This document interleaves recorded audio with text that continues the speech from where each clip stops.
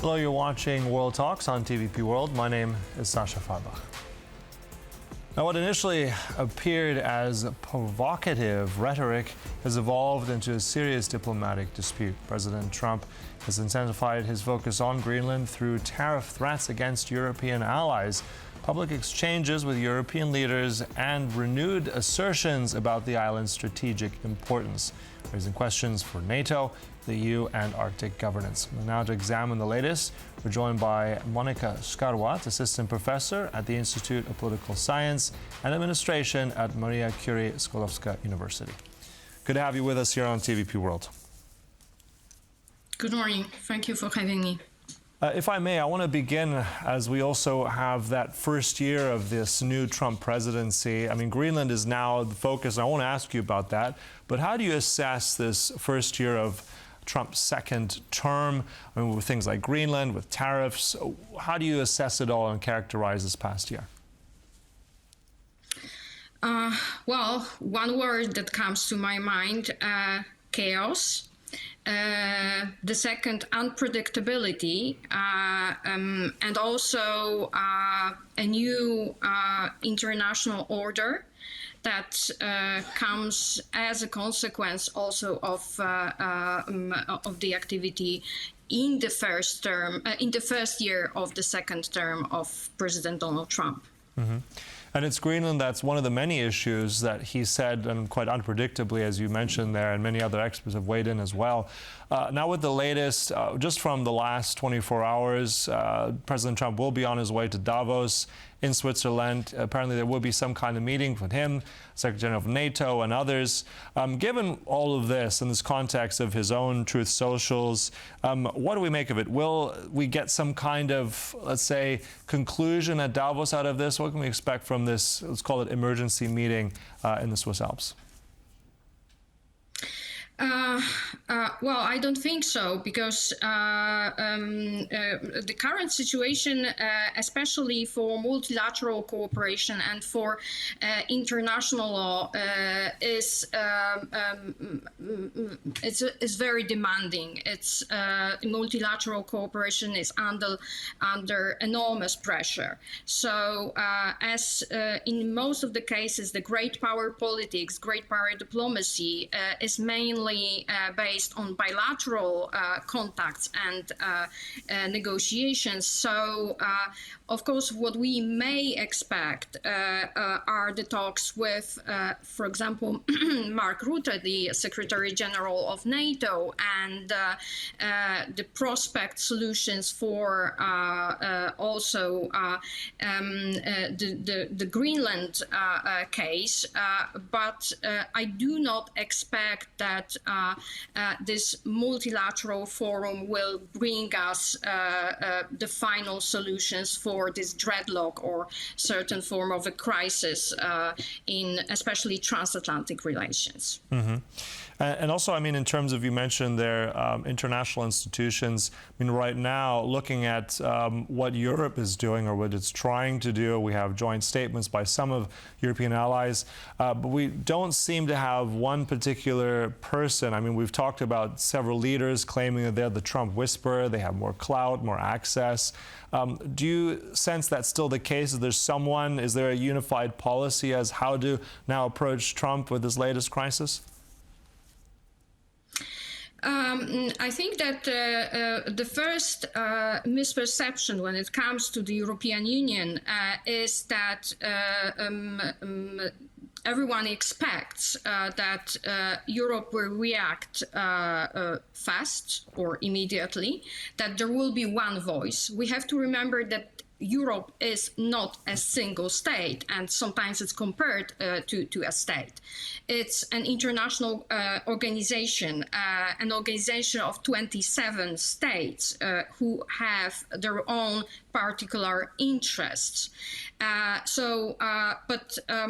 for sure, Europe should respond accordingly. And I guess that Arctic and the crisis in Arctic governance might be another test field for European solidarity or European unity. And paradoxically, I would expect that the European Union will respond accordingly to this crisis, and paradoxically also referring, for example, to the words of Jean Monnet, one of the founding fathers of European integration. He repeated that Europe is built through crises and that it would be the sum of solutions adopted to address those crises. So I guess we are right now in this sort of a situation. Mm-hmm.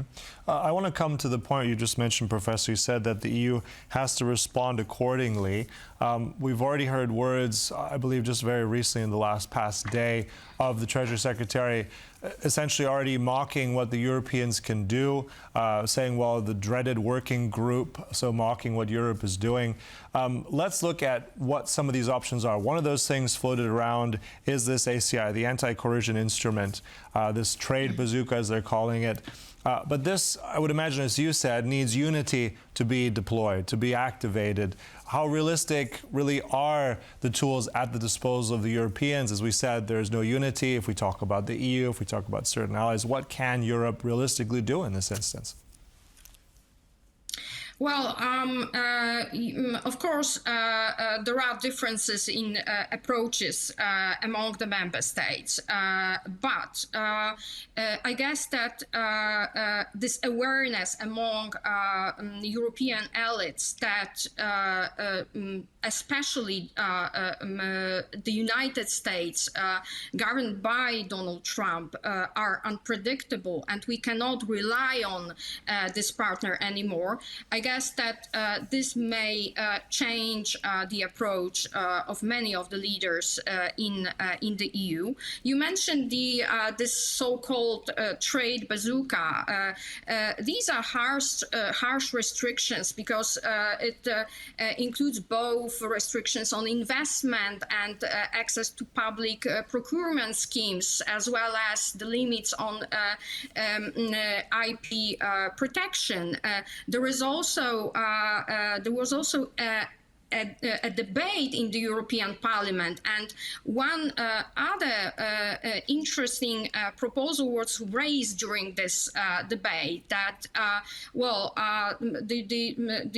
the EU might propose to Greenland and by the extension also the Faroe Islands and Iceland as well as Norway EU membership and start to deepen cooperation with those partners. So this is also an area where this solidarity might be built among the member states and maybe also newcomers to the EU.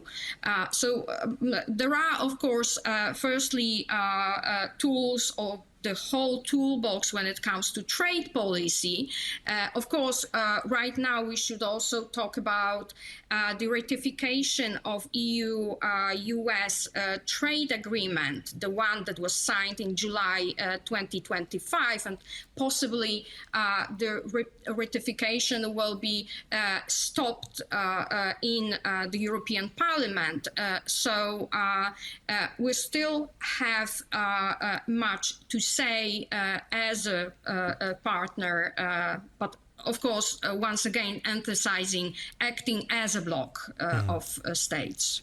But at the same time, acting as a bloc is difficult on the best of times. And we know that there's that emergency summit of European leaders. That's only at the end of the week.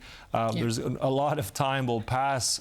Each minute counts now. I want to ask you also about the perception also from Moscow. I mean, Vladimir Putin has welcomed this sort of pressure on Europe. How might this latest crisis be exploited by the Kremlin? What do you think this is being signaled as by Moscow? Will Vladimir Putin now do something because of this or use this as some kind of precedence? Well, both leaders, Donald Trump as well as Vladimir Putin, they want fragmented Europe.